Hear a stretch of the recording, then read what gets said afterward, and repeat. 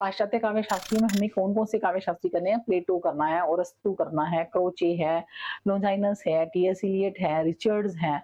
लेकिन इतने नामों से मत घबराओ, हम बिल्कुल क्रक्स करेंगे और बहुत इम्पोर्टेंट इम्पोर्टेंट ही करेंगे, जो आपके एग्ज़ाम पॉइंट ऑफ व्यू से इम्पोर्टेंट है और बहुत ईज़ी वे से करेंगे।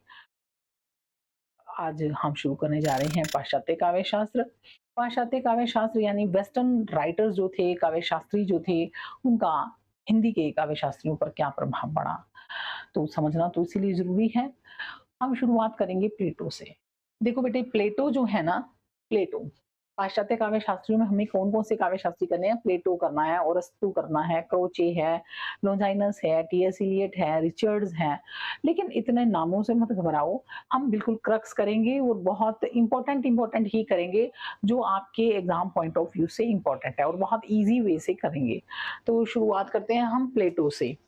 देखो प्लेटो जो है ना, प्लेटो प्लेटो कविता को किस तरह से मानते हैं?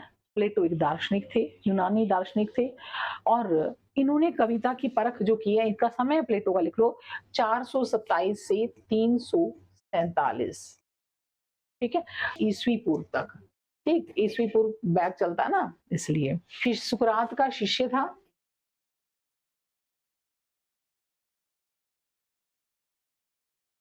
अरस्तू का गुरु था।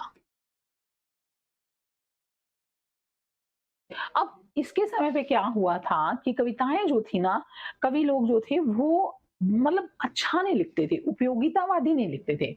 तो ये क्या था, ये साहित्य में क्या करता था, ये किसके समकालीन था? ये होमर का समकालीन था। होमर का समकालीन था और साहित्य को परखता है, साहित्य को उपयोगितावाद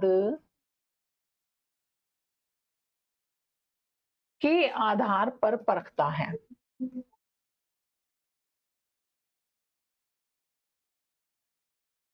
ये इसकी खासियत है कि इन्होंने किसको परखा, साहित्य को परखा है उपयोगितावाद के आधार पर।